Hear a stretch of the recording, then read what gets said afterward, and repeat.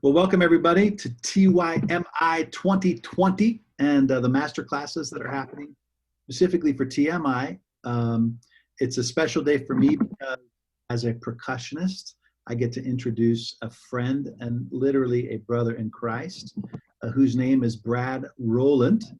He's going to be our guest clinician today.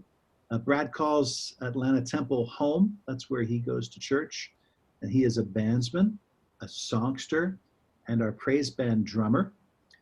Brad's been a member of the Territorial Band since 2006. His favorite scripture verse is Psalm 91:4, and we double checked that. We just wanted to make sure that he did have a favorite scripture verse. His favorite band piece for the band nerds out there, including myself, is The Present Age by Leslie Condon. And honestly, one of the great Salvation Army works. Brad loves basketball. He's a sports writer, and he has a job on the side, guys. He is literally the voice of the Atlanta Hawks Locked On Hawks podcast. You can subscribe wherever you get your podcasts. But I don't want to take any more time introducing Brad. I'll just tell you that he loves the Lord, he loves music, and he's been a part of our TMI faculty for some time. So without further ado, let's turn it over to Brad and give him some support. No applause needed. Thank you, Bernie. I appreciate the kind words, my friend. Excited to do this. This is going to be fun. We will talk about snare drum and bass drum today for the most part. But before we get into that, I want to kind of jump off of what Bernie was saying. And, I think of it as an honor to make music and also to make music in this setting, in the Salvation Army, and for all the reasons that I hope we all want to make music, and that is to offer praise to God and kind of do the best that we can do with that sort of as the backdrop. And we were talking before we started recording this, and I want to say this too. It's interesting to play percussion in this setting, especially when you compare it to other places. Like if you were playing at school, or if you were playing in a rock band, and I know some of us have definitely done those things in the past. It could be more, I would say, reserved at times. It could be more like you're doing ear candy at times, and I can identify with people when maybe you have a piece where you have a 50 measure rest, and it might seem less than exciting for you. But I think it's good that we offer, as percussionists, as drummers, I'll use the word percussionist because I think that's what we need to be in general. Drummers, there's a place for that, but we are percussionists, and I think that there's a lot that we can offer, even if we're not always the featured bit of what is going on here. So thanks again to Bernie and Chris and everybody for asking me to do this today. And we're going to take you through some of the basics. Every day in this same space, or at least in the same time, there will be a different class, percussion master class. And I know Chris is going to do one, Bernie's going to do one, Nathan Cole, Aaron Jackson, on different things. This is part one, I suppose, of that. And I want to talk to you a little bit about snare drum and bass drum. Sort of the core instruments that most people end up starting with. A lot of Salvation Army pieces have just snare drum or bass drum, or some combination of the two. So of all the instruments that you will probably play in the Salvation Army, these are probably the two most frequent, if you wanted to guess anyway. I'm sure Bernie will correct me if I'm wrong about that, but I think that's probably the case if you do the math. So I want to start by talking about snare drum. We're going to start from the very beginning, honestly.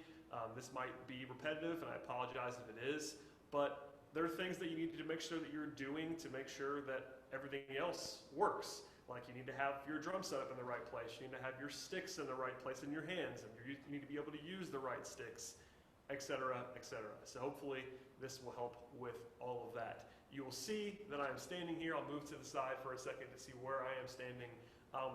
The drum is set up for me at this point in time. This is a drum we use. It's actually mine, but it's become a Territorial Band snare drum that my father gave me. Shouts to my father. But nothing fancy about it. It is a nice drum, but you don't have to have the fanciest drum in the world. There's ways for it to sound good. But the way that it's set up is for my height. I'm about 6 feet, 6'1", something like that. But this is kind of scalable no matter how tall or not tall that you happen to be. It's about at my hip or so. People will sort of vary on this. I wonder if Chris feels differently than I do, because I know I play with the drum a little bit higher than some. I have a story for that that I will share with you. When I was a teenager, I was not the I was not the featured percussionist, let's say, at this core, Atlanta Temple. And the guy who taught me a lot, who was a lot older than I was a very tall man, and he played very high. Not Bernie. Bernie's pointing to himself. It was not Bernie, No, but he but taught me he too. taught Bernie too. That's true. Guy named Boogie Moranville, a legend in the Salvation Army, but the man was very tall and he played very high even for himself. So when I was shorter than this and younger than this, I ended up playing on a snare drum that was way too tall for me. And that's not great, so I'm not telling you to do that, but I think part of the reason why I like to have my snare drum a little bit higher than some other people is because I learned and played a lot, probably playing like this, way too high above my head. That wasn't great, but anyway. So I'll ask Chris, because Chris is, I know, here with me. Do you use your hip as your normal jumping off point for setting up a snare drum, or is that just me?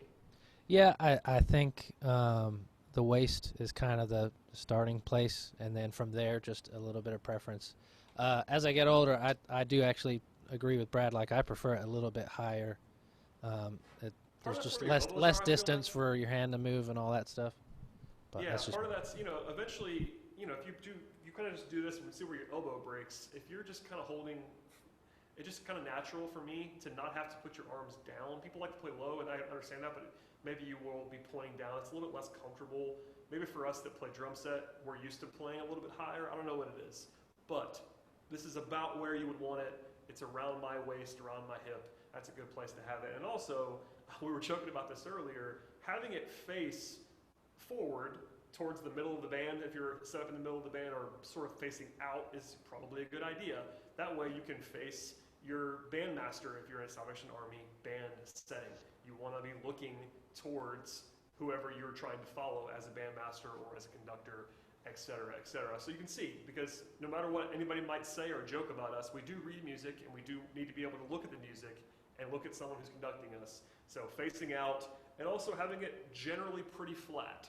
I know you've probably seen, some of the field drum stuff in movies, or even marching bands. Some people have their drums, almost diagonal down, and there's a place for that if you use a traditional grip. But in general, relatively flat is a good way to go on a stand-up snare drum, in my experience, just because of the area you're playing on. You can keep your hands even and go up and down in a flat way. And I think that's what I recommend if you're trying to set things up. So that might be rudimentary to you all, but I want to make sure we start from the right place. And I have no sticks in my hand yet. We're going to get that too, because sticks are important to use. But obviously there are different ways you can approach it, but that's where it was already set up for me. I don't want to show you all of that, but here we are, facing forward, set up in the right place, and now we're comfortable. And this is where you need to live, right here. I'm gonna grab some sticks as Bernie makes a face at me. I have a pair of Vic Firth SD2 Boleros in my hand. These are the sticks that I like to use. You don't have to use these same sticks. I know Bernie is a Vic Firth enthusiast in some ways. Chris bounces around a little bit, but these are the sticks that I use on snare drum. They're built and made for snare drum. You can certainly use lighter sticks. These are not terribly heavy, but they're what I'd be using right now. Also, just to show you what I have here, I have a pair of brushes. You can use brushes, and sometimes you have to use brushes, even when playing snare drum. You might think of that as more of a jazz or drum set thing, and Chris is going to talk about drum set later in the week, but there are plenty of pieces of music where you have to play with brushes, or even with those like roots or blast sticks. Most of the time you have regular sticks in your hands, but that does change every once in a while. But even holding sticks is, I would say, very important. You have to know what you're doing to hold a stick. If you've ever seen someone who picks up a stick for the first time and they don't know what they're doing, they will do some pretty funny things if you pick up a stick. I've seen people hold it, I'm not sure if you can see this, but hold it like this, or maybe even like this backwards. That's been a funny one in the past. But you want to basically, at least for me, there is traditional grip. I'm sure people have seen this or even played it in a marching band setting where your left hand is different than your right hand. I'm not going to go into that right now because I don't use it, but I do have a somewhat funny story. I walked into a college, yes, a university level audition. I had music prepared in the way that I would prepare it, and I got there and I started to play, and they stopped me and they said, "Oh no, you have to play with traditional grip." And I kind of laughed, thought that they might be kidding, and they were not kidding. So I had to actually go kind of quickly learn on the fly how to play with traditional grip. It didn't go very well, I'll say that. But for this purpose, we're going to use what's called match grip. And I think that's a pretty common way to say it, but match grip is where both of your hands are the same, essentially. They're looking almost symmetrical to each other in the way that you're holding them. You'll eventually have your wrist facing down. You'll be sort of seeing the top of your wrist when you're holding the sticks in that way. Chris loves the word fulcrum. I'm going to use it right now. Basically, this is the pivot point of where your stick is, and it's between your index finger and your thumb. That's where you do a lot of the work. Most of the work even is this point. You don't technically need these 3 other fingers. You're going to use them, but all of the work, or most of the work, happens at what's called the fulcrum, and that is between your thumb and your index finger. Chris, did I explain that correctly? I like it. Okay, just checking. So, if nothing else, on both sides, you'll hold the stick. You can probably see this now. I'm holding it not quite in the middle in terms of the actual length of the stick. It's just slightly toward the bottom of the stick. The top, top is the smaller side. But yeah, it's not fully in the middle, but also not fully in the 3/4 place. It's like the, I don't know, 3/8 mark of the stick, something like that, if you're a math person. But around there, and this is basically what the fulcrum would be on your thumb and your index finger. From there, you kind of just want to gently wrap your other 3 fingers around the sticks. Not too hard. I know and I'm guilty of this too, if you start playing really fast or really loud, you start kind of white knuckling the sticks and grabbing them really tough and trying to play hard and fast. But in general, you want to be pretty loose with these. Obviously, you have to hold the sticks pretty firmly with your thumb and your first finger so they don't fall out of your hands. But your other 3 fingers are there for guidance. They're kind of being there to be loose, and hopefully that makes sense to everybody. But you wrap those around, and then from there, you're not playing like this. You wouldn't want your hands to be facing upwards. There are instruments where that is actually useful, like playing the timpani with a French grip of sorts, and you kind of want that up and down almost feeling. But on a snare drum, for me, you want to turn your hands and your wrists over so that they're facing down. Ultimately, without going into all kinds of depth on that, that's what you want, to where your sticks are facing each other. They're not crossing, but they're facing each other. They're pretty close together, and they're at the same height where your wrists are facing inwards. You don't want to be playing like this and facing directly sort of parallel out. That's not comfortable at all. I find that it's way more comfortable and also way more practical to kind of angle them in. The sticks come together, not touching, but pretty close to each other, so you're hitting in a similar area of the drum, and you're up and down motion from there. So hopefully that makes sense. I think Bernie just asked for questions. Please ask questions. If you guys can stop me, Bernie and Chris will stop me if we get one that's relevant to what I'm talking about. I'm happy to pause. This can be collaborative. We can chat. I'm okay with that. I wonder if we could get a volunteer to try the holding their sticks. Maybe Richard? Richard, you got a pair of sticks handy? Just give us an example. I'm going to spotlight your video real quick. Here we go. All right, Richard, Nice. show us how you hold your sticks. Nice. All right, look at that. Good form. Awesome. Thanks, Richard. That's it. Beautiful.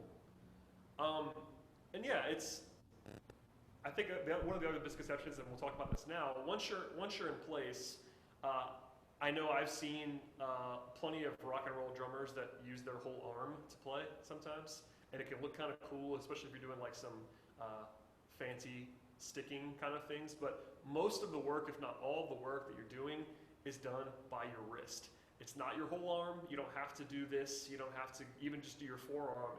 Most of the work happening here is happening with your wrist. You can go really high if you want to. Your wrist can do a lot of the work for you if it's in the right place. Like, it's basically at my shoulder height right now, despite not really moving any other part of my arm.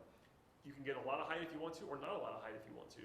But your wrist is what's doing the work. This is what's happening. I'll show you. That's the work that's being done, is with Obviously your forearm's part of it, but it's mostly your wrist that's doing the work.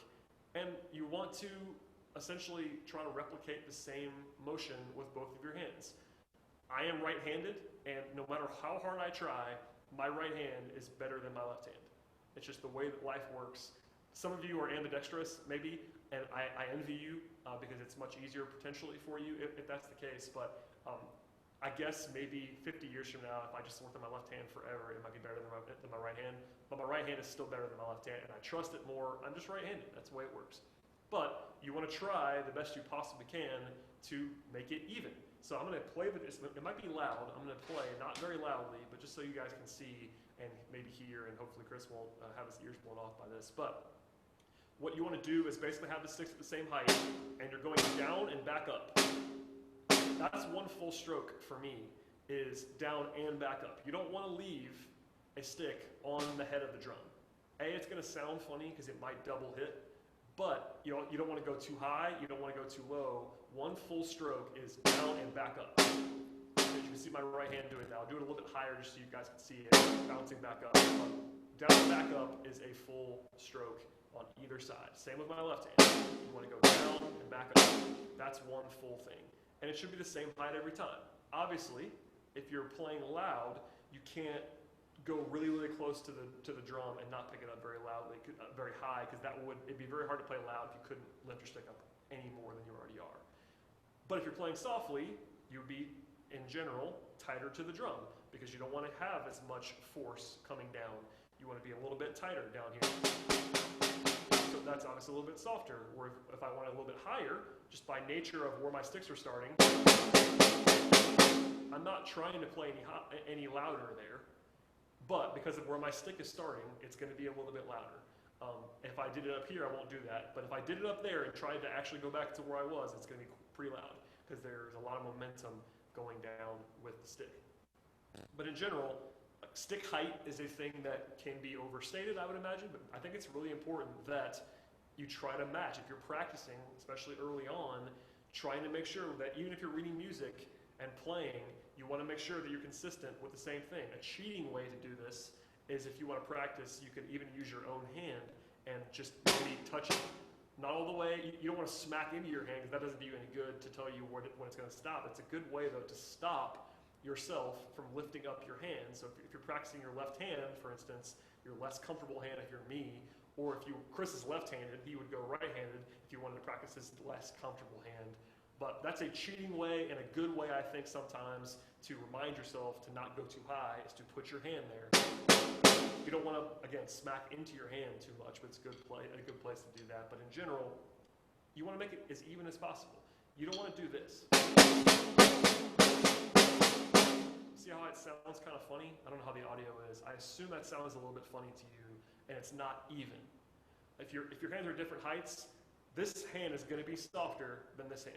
That's just the way that works. And while music sometimes calls for that, most of the time, in most pieces, when you're alternating your hands, you want to have them be the same volume, the same intensity, unless there's some reason why you don't. But in general, the default is to make it as even as possible. So if your hands are at different heights, that's not going to work very well. Same on the other side. There are ways to do that, like if you're going to play, there's something called a flam, that's a rudiment in snare drum, where actually you want to have your hands at different heights to drop and have them come together. But in general, when you're playing, it is a good idea to have them at the same height and do the same thing to try to be as rudimentarily fundamental. Is fundamental a word? Yeah, fundamental is a word, I think, in this spot, and that works out. So hopefully that tells you a little bit about where you want to start. Obviously, we're not going to go into music theory today, but you want to, I'm sure you'll have plenty of that along the way here. And we could do that if you have questions. But again, line it up, be in the right place, hold the sticks to the right height, keep them the same height, and practice like that too. I'm guilty of this too, maybe lazy at practicing, where I'll be sitting on the couch. I have a practice pad that I have that's so I don't bother my neighbors. I live in an apartment complex, and if I practice on a drum, they'll get really mad at me. But sometimes I get lazy and I'll practice with the pad like next to me or like on my lap, and my hands will be in the wrong place. That's not ideal. Ideally, you want to practice how you're going to play in real life on a Sunday morning or in a concert, and that means you want to have if not the drum, you want to have whatever it is you're practicing on be the right height. You want to be standing for the most part. This is a standing instrument. If you're playing snare drum on a drum set, obviously you're going to be sitting because you can't play drum set standing up. Well, you probably could, it'd be difficult.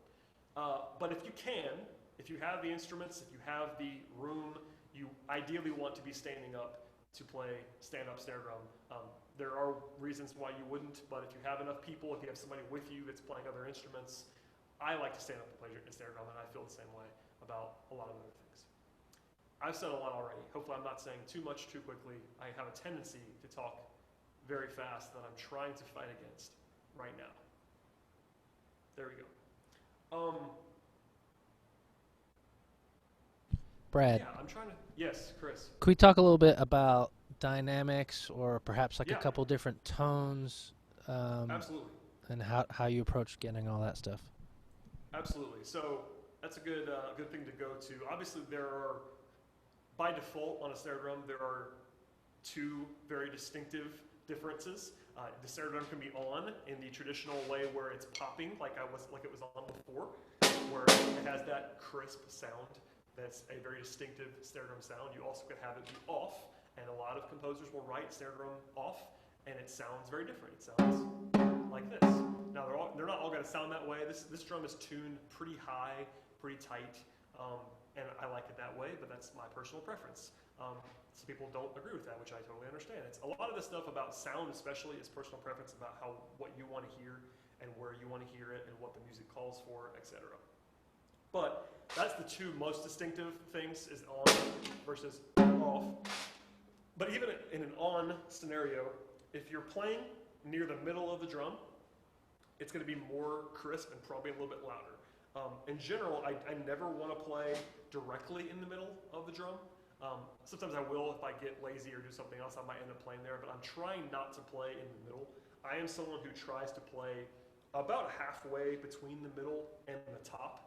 So if you're facing the drum, you don't want to play on the edge, and then you get this is kind of like a very dim sounding thing.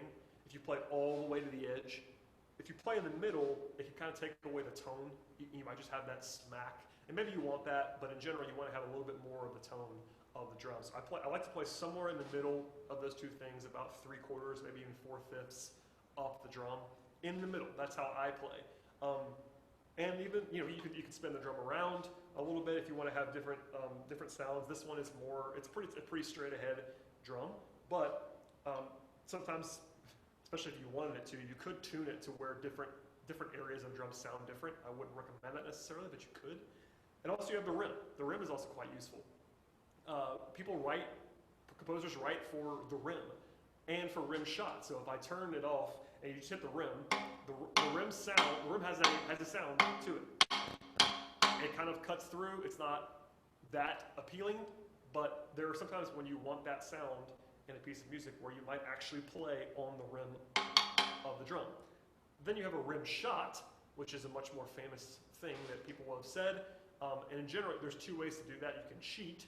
A good way to do this if you want to never miss a rim shot is you can place the stick on the head and then play your other hand on top of the stick, and that's a good way to get around that, and it pops like that, which I'm sure was loud in your ears, so my apologies. But I'm sure you can see that this is one sound, this is the other. One of them is much more like cutting and distinctive. If you're playing drum set, especially in rock music, you do lots of rim shots because it just cracks and you have that nice backbeating, driving sound.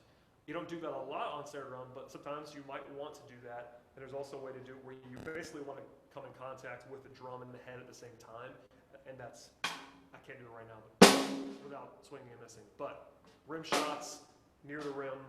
And also if you want to play soft, the best thing to do that and the best cheating way to do that, and I say that in the best possible way. When I say cheating, it's not a bad thing. I often cheat in terms of getting things done, because honestly, at the end of the day, what matters is what sounds best. And if that's the best way for you to make it sound right, that's a perfectly fine thing. But if you're trying to play very soft, ideally you would have your sticks be very close to the head, and you play that way. But if you're trying to play soft, a good way to get that even softer is to play closer to the edge, because then there's just not as much. I'm not changing like my volume at all. You can probably hear when I'm playing, my stick height's not changing, but if I start in the middle, you kind of fade away as you go closer to the edge. That's a good way to do that if you, especially when you're first starting, and it might be harder to play soft because it's very hard sometimes to play softly and fast. It's also hard to play rolls softly at times if you're not in great shape, and I'm not in great shape right now, just candidly. So if you're trying to play, I think most people, if you're a drummer or if you're starting off as a percussionist, you like to play loud and you like to play fast. Not everyone does that, but it's generally the case. I think the average percussionist / drummer enjoys playing loud and enjoys playing fast. Sometimes it's hard to play soft and slow because of that, but playing soft and fast is hard. It really is, because it takes a lot of control, and especially if you're trying to play in a way where you're not speeding up and you're not slowing down. And I think everyone knows this, but I'll say it now.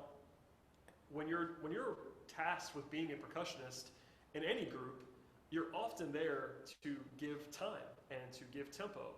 And it's important that you don't rush and you don't slow down. And that's a really important thing, especially on an instrument like this, where the snare drum, nothing in the band sounds like a snare drum sounds. Nothing. You're kind of on your own. And that's a good thing in the way that only you can give that sound. But it's also, it can be kind of scary because if you do something where you are not doing the ideal perfect thing, everyone's going to know it's you. Just to be honest with you.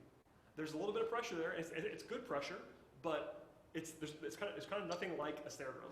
So just kind of know that going in, you're tasked with keeping tempo and being really level and not rushing and not slowing down, because certain pieces of music, yeah, there's lots of ways in it, but if you're playing a march or if you're playing a rock song, for instance, and some of these, there are brass band arrangements of rock songs, you don't want to change tempo, because it's like you're supposed to be, it's like you're mimicking a drum set. You don't want to change your tempo, you want to lock it in, and you're in charge of that. It's not just you, the band's got to do it, the conductor's got to do it, the tuba's got to do it, but you have a lot of responsibility on either of these drums to really lock into tempo and keep it steady and all that stuff. I think that's probably self-explanatory, but it's worth saying every once in a while.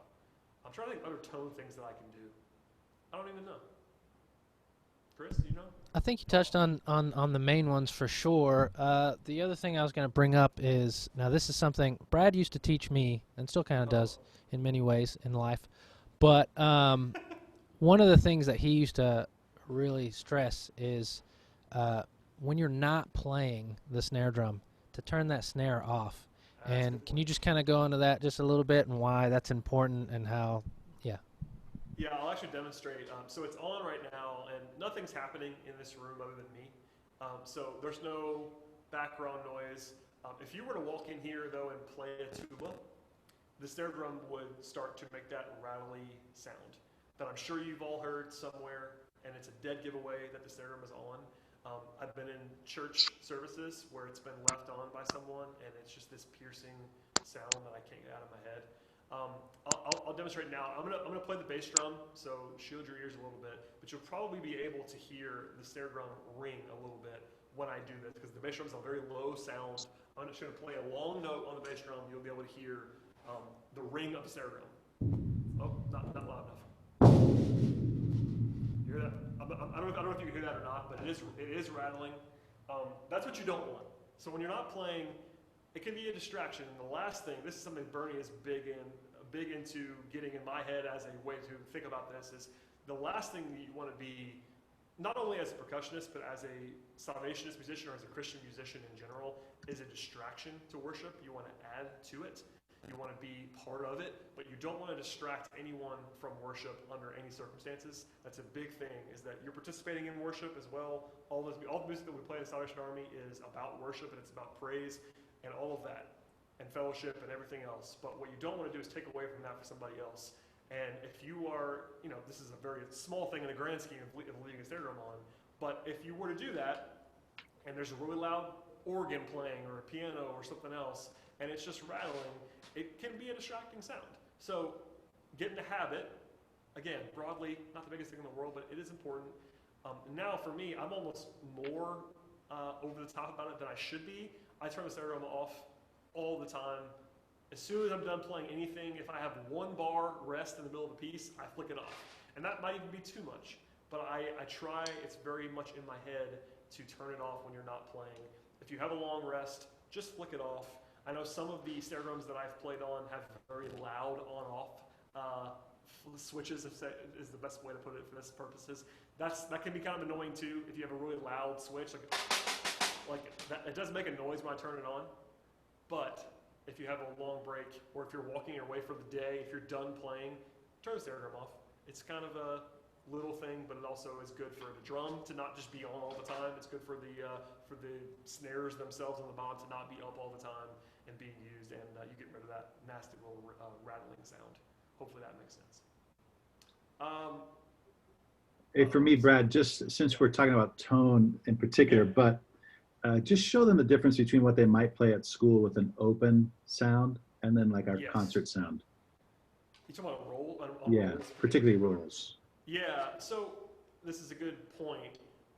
At school, marching band, most of what is played, if not all of what is played, especially with a drum roll, we're not going to go over. We could do a 3-hour masterclass on rolls in general. They're difficult and challenging and nuanced and all these things.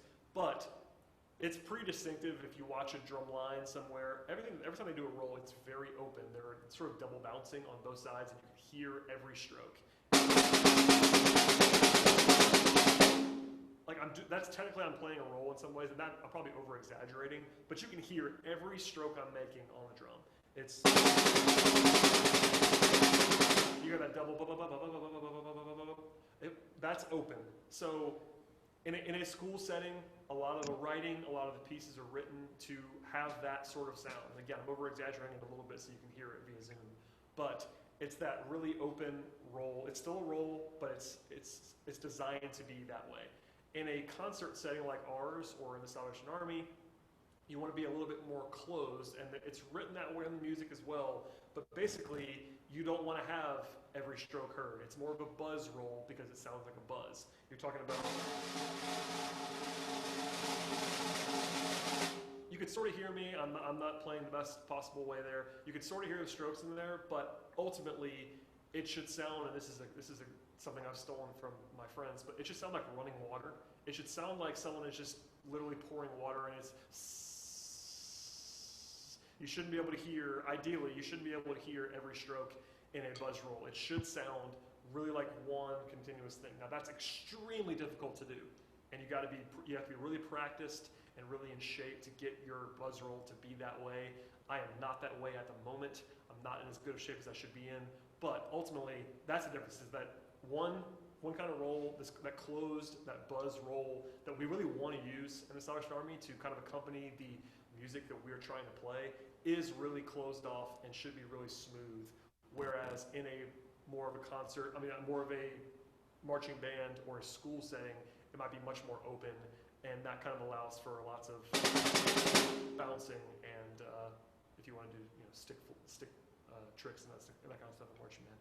It's a cool thing to do, but for what we're doing, it's probably ideal if you were to think about running water. That's what I think about when I try to play the best possible role for a Salvation Army band setting. It should just sound like almost like white noise, but in the best possible way. Hopefully that makes sense. Yeah, thanks, Brad. That definitely makes sense. It's worth noting that all of these techniques that Brad's talking about are applicable to a number of instruments, but particularly, I know we've got a couple people interested in drum set who Chris is going to talk about private lessons at the end of this time, but whether if you can play a closed roll on a snare drum while you're playing drum set, and you can play an open roll, and those techniques, the double bounces associated with each, but just wanted to put that in there for you guys. Oh yeah, there are certainly ways to use all kinds of roll techniques, 5-stroke rolls, 7-stroke rolls. You can play them open. You can move them around the drum set. Chris is the drum set guy. He's a drum set expert. I play a little now. I'm mostly retired, I'll say, on drum set. Whereas you'll definitely want to check out Chris's class in a couple of days. I'm not sure which day it is. Chris can tell me. I think it's Wednesday. Is that right? Yep, Wednesday. Wednesday, Chris's drum set class, you'll definitely want to attend that. But yeah, it's all applicable. That's a good point by Bernie. And all the musicianship stuff that we're talking about is really important to translate to other things. It doesn't always perfectly apply to mallet instruments, which Aaron Jackson will be teaching about, and timpani. Some of the technique is different, of course, but you want to be as musical as possible. You're still accompanying worship. You're still accompanying the band. Most of the time, percussion is not the featured part of the band. And in some ways, you're on your own, like I said before, where percussion just sounds like percussion in a way that even someone in the audience that has no idea what's going on, they've probably heard a drum before. They've probably heard snare drum before, so they'll know what that is. Even if they're not sure what an E-flat alto horn is and how that sounds, they're going to know what a snare drum sounds like. So that's part of it too. Should we go to bass drum? I don't know how much time we have. I don't know what the clock is. Yeah, we could probably move on to bass drum, and then we'll leave a bit of time at the end to open it up for questions. So if you just do a quick overview on the bass drum. Perfect. Yeah, we'll go a little bit faster on bass drum. Again, all the musicianship stuff applies. First off, this is a very big, I would say, concert-like bass drum that I have here. I would say most core do not have a bass drum that looks exactly like this. You might have a more old school drum on a more old school stand. I totally get that. I'm not telling you that you have to have a drum like this. We are spoiled and lucky to have a drum like this. But just keep that in mind. Not all bass drums are going to look the same. They might be more up and down.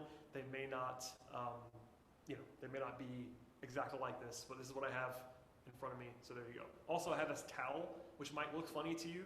There are certainly drums, and especially bass drums, that do not need a towel. If they're really tight and they don't ring a lot, you probably don't need a towel.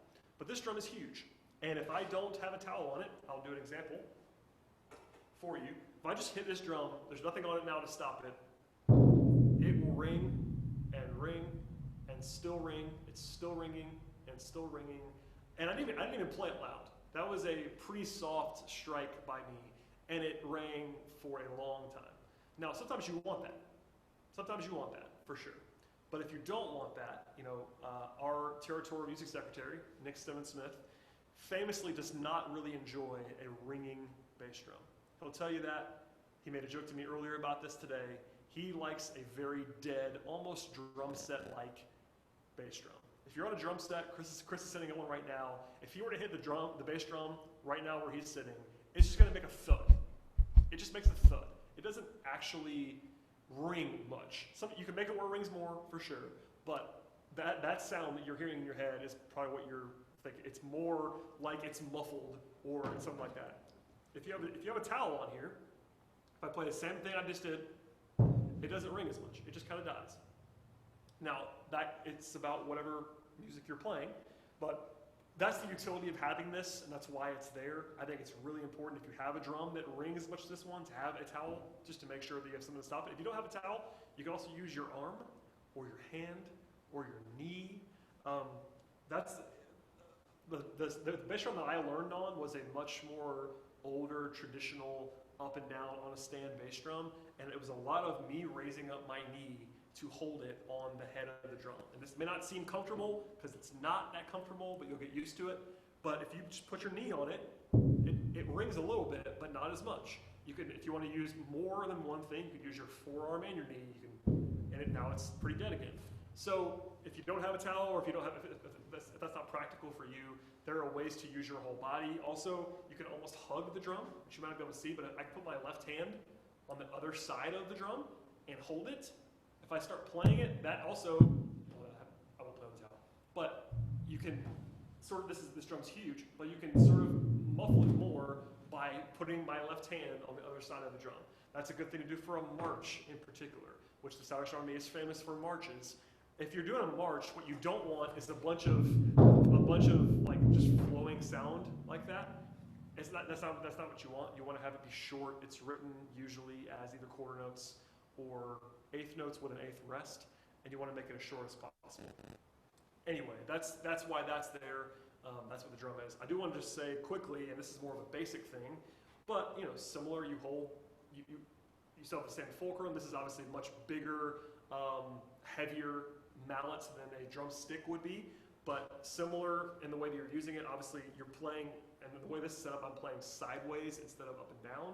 So some of the form is different, some of the wrist action is different, but Same principle as before, as Bernie said, a lot of stuff translates. You don't want to play the bass drum right in the middle of the bass drum.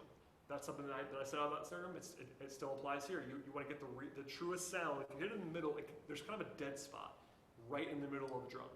Whereas I try to play sort of in here, in that, you know, maybe 2/3 of the way down the drum, something like that. You get a more true sound. You also don't want to play on the edge, because then you get kind of a tinny, weird sound. So your most true sound is in this range. So if you want to, that's kind of what you're looking at. You want to also not leave the mallet on the head. Same thing as on the snare drum. You don't want to plug it in there and hold it, because then you might get a double bounce. You might have a muffle that you don't want. You want to hit it and come off of it. So I have kind of an upstroke that I do on bass drum. I'm not sure if that's the right way to do it or not. I'm pretty sure that it is. Bernie can yell at me if I'm wrong. But I generally do sort of an upstroke. So I'll stand behind it now so you can see it a little bit better. You want to kind of go and almost hit it when you're going upward. So hit it, you're still striking it somewhere in this range, but you're almost doing an up and down pop, almost like a circle. Not a perfect circle, but when you're striking it, you want to not go straight into it like this, because that also makes your mallet rest on the head. If you hit it more up, you don't have the temptation to leave the mallet on the head for too long. And it sounds better if you don't mash it in the middle and you don't hold your mallet on there. I know there's this stigma on bass drum. I love bass drum, I'll say that. I'm a big fan of bass drum. I enjoy playing it. It's fun for me. There's a stigma out there that it says, oh, it's just bass drum, just hit it. And I guess I understand why that is, but it's just wrong. It shouldn't be that way. Bass drum is a very necessary instrument a lot of the time. There's also pressure on you in the same way there is with snare drum, in that if you're playing the bass drum and you're not right locked in, you can mess things up. That's just the reality. Or you can be the driving force of the band, when everyone in the band is listening to you because you are rocking it right on the spot where you're supposed to be. And it's a crucial instrument. There is technique involved. That's really important as well. So it's not just walk up and hit it and be lazy about it. You need to be intentional and do everything you possibly can to be as musical as possible, even though bass drum might seem easy, because the music is often easier. I'll be honest with you, bass drum parts, like just the notes on the page, are often, not always, often fairly straightforward. But that does not mean that you turn your brain off. You have to be really creative sometimes to try to get the right sounds, like picking up the towel on and off to try to dampen it. I'm a big fan of that maneuver. I do it all the time when I'm playing a march. Show us that, Brad. I will lift it up, as Chris asked me to show you. I will lift it to when I'm hitting it, so that you get the natural strike, but then I'm also putting it back down. So it's almost like I'm doing this, essentially. Like my arms are going in different directions the entire time. And it's so that you get the real strike on the drum, but you're also muffling it. So it's... Now, right now, I'm doing it so loudly that you can hear me do it, so that you don't want that. You don't want the towel striking the drum sound, but I like to have that creativity. I like to be able to control how long it is. And that's also, like, if you have a real, we'll say it's a half note, you want the bass drum to actually ring for those 2 beats, right? The best way, if you have a towel, the best way to do that, potentially, is to hold it in your hand with your left hand, this is the way that you're facing. You want to strike it, say 1, 2, and then you stop it on 3. That way you just played a half note on the bass drum. And that might seem foreign to you, and yes, there are bass drums that just don't ring. I get that. You might have one at your core. I used to have one at the core I'm standing in right now that was not going to ring for 2 beats. I understand that. That's just the reality of some of these bass drums that you might have. But if your drum rings, you can actually think about how long it's going to ring for and then stop it, either with your hand or your knee or your other hand on the other side or the towel. So, I don't know. It might seem funny. It might look funny. I've had people kind of casually make fun of us for all of our towel work and stuff that we're doing on bass drum. It does matter if you're trying to be as precise as possible. It can be fun. I really do enjoy playing bass drum. That might sound strange to you, but I do. I like it. It can be a fun instrument. Brad, it's worth noting that the bass drum is often associated with a bass trombone or a tuba, which means that you're part of the drive of the band. And if one of them drags, then it can really derail the band, particularly on a march or a moving passage. So it's so important not only to play properly, but keep your head up and make sure you're watching where that stick is from the conductor. I love, in terms of, this is not often, it's not always your decision, but I love it when the bass drum and the snare drum are directly behind the tubas and basically right in front of the conductor, so that if you're playing bass drum, yes, you're reading the music, but you love to have your head up. And that's percussion across the board. That does not just apply to bass drum, but I think almost especially when you're playing bass drum, because like Bernie was saying, you're often with the tubas, you're often kind of driving, and if you can lock in, that is very helpful in following the band and having the band follow you, honestly, in the best possible way. You don't want to be different from the people that you're supposed to be matching with that same thing. I do want to say one more thing before I forget to say it. Playing a roll on a bass drum is a little different than playing a roll on a snare drum. I don't want to go too deep into this, but you don't want to be bouncing in the way that you are on a snare drum. So playing a roll, you're kind of letting the stick do the work and you're bouncing it.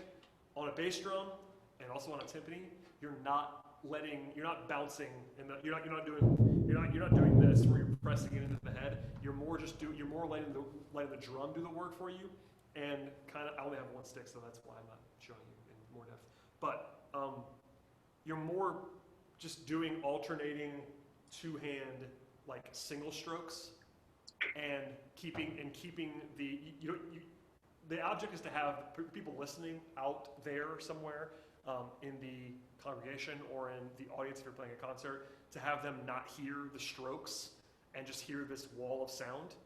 But in order to get that, you need to be mindful. You're trying to be light on the you don't want to be playing like thud thud thud thud thud thud, but it's not the same exact thing on a bass drum as it is on a snare drum, where you are bouncing on this, you're not bouncing on this. I hope that makes sense.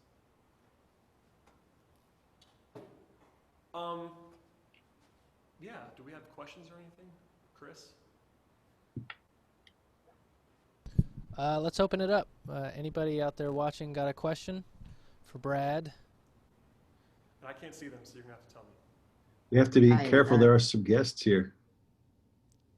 Okay. Who's talking? Tucker? Yes, sir. Welcome, Tucker. Hey, Tucker. Hi. I was wondering if that's essentially the same idea as like when you would put a pillow inside of the bass drum. Like I have a drum set, there's a pillow inside of it. Is that the same reason? That's exactly, pretty much exactly, yeah. The drum set that I used to have, that Chris now has, when I gave it to him, I'm assuming it's still in there. There is a pillow in the bass drum to muffle the sound. Now, if you have nothing in there, there are certain drums where it's going to ring a little bit, but if you don't want that ring, yes, it's very similar. Having a pillow versus having a towel is there for a pretty similar reason, or maybe even the exact same reason. It's to muffle and to keep it from ringing. And Tucker, it's worth saying that particularly as you progress as a drum set player, Chris is an authority on this. You can use an open bass drum to play drum set, particularly jazz, which has a lot of neat voices that you can make. But by and large, rock drumming or poppy type stuff is usually fairly dry. Thud. Yeah. That makes sense. Good question, though. Yeah, great question. Anybody else? Richard, you got a burning question? Not everybody at once. No, sir, I do not. Thank you, Richard. I appreciate that. I'm not a big question asker either, so I'm with you. Brad, there's a couple people here that you may know. David Rowland. Is he there? I see a picture of him. I really hope not. And Amel. I see them on the call, but I don't know if they have any questions for you. Well, I have a question. That drum set you talked about giving to Chris Hopper, where'd you get it? Okay, let's mute Dave. I was gonna say, Dad, remember this is being recorded. Would be my only advice. Oh, having said that, then I want to let you know this is the greatest master class I've ever seen. I love it. Dave my Rowland, father. also an excellent drummer, percussionist extraordinaire. Fantastic. Yeah, I was actually going to say earlier, and Chris reminded me of this. I'm not just saying it because my dad's on the call, but you know, most people in Salvation Army music making end up playing brass if they grew up in it. I didn't play brass at all as a kid. I learned it a little bit later on, but if anyone's interested, maybe you're not. I picked up percussion from the beginning. I started playing when I was very little. Part of that was that my dad is a drummer and taught me a lot of things. But even when I started going to the camp for the Army, I just was a percussionist, and there weren't a whole lot of us, actually. Most kids get a cornet put in their hand when they're a certain age, or maybe a trombone if they like trombone. But I just did this, and I loved it, and I think part of that is my dad's fault. So I'm not just saying that because he's on here, but he taught me, and then Bernie taught me, other people have taught me, but I just did this, and this is what happened. So there you go. Awesome.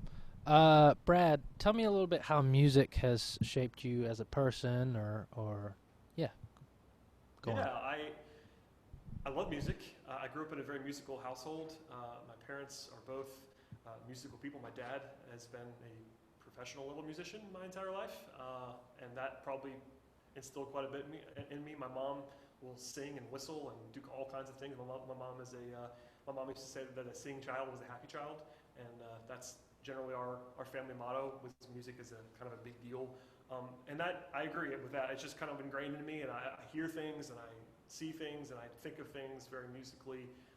And then I got into doing it in a more polished way as in the Army. And honestly, I think music is what is primarily responsible for me doing lots of different things. I probably started going to camp for the Salvation Army to be with friends and to have that camp experience, all while enjoying the music. But I definitely grew a ton from that fellowship, and I do love the fellowship in addition to music, and that provided it to me. Like some of my best friends in the world, I would say almost most of my best friends in the world, I've met through Salvation Army music, including Chris and Bernie, and other people that we know around the territory.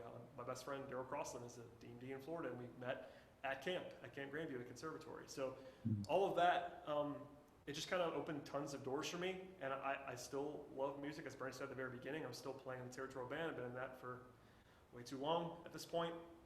And it brought me closer to the Lord as well. I think I grew as a person, as a Christian, at camp and in fellowship, and having musical and spiritual leaders be the same people.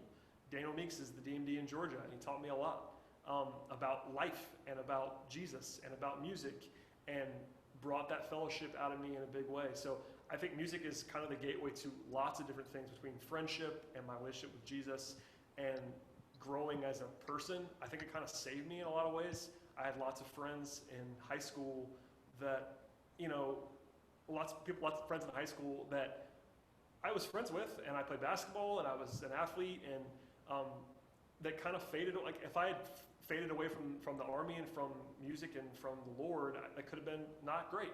And I think music was the thing that kept me around during those times when I wasn't as mature of a Christian as I wanted to be or should have been at that point in time. But music kept bringing me back, and that fellowship kept bringing me back, and it was huge. And I look back at that now, knowing that it was probably the biggest reason that I missed a lot of things that I needed to miss in life, like missed some of the bad things the roads that I could have gone down that I was able to stay away from, and I think music was the biggest part of that. Hope that answers the question. Yeah, thanks for sharing, Brad. We're getting to the end of our master class. What I would like to do is just let you know that we are offering private lessons this week for any percussionists. There's at least 4 teachers that have time slots available. If you want to do that, go to our TYMI2020.com page, and you can follow all the prompts there to sign up for a lesson. You don't want to miss that. That's going to be a great opportunity to get some really good one-on-one teaching with a lot of good instructors. Huge. Brad taught us snare drum and bass drum today. Tomorrow, Bernie, can you give us a little preview of what we might expect tomorrow? Tomorrow we're going to talk about Augs percussion. So one of my passions, particularly as it relates to percussion, is teaching how to properly play auxiliary instruments like shakers and triangles and tambourines and things that everybody just assumes you can play because, well, you're a percussionist or a drummer. You play this part.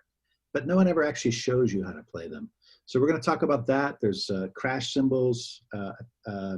It'll be really great, and honestly, it won't be boring whatsoever. So if you have a chance to check in tomorrow at 3, come on in, and we'll give you some good techniques to think about as you have an opportunity to play auxiliary percussion. Awesome. And then on Wednesday, I'll be teaching a drum set masterclass, and Thursday we're going to have keyboard mallet percussion, which is really good. That is a weakness for a lot of us percussionists, is mallet percussion. So you definitely want to check that out.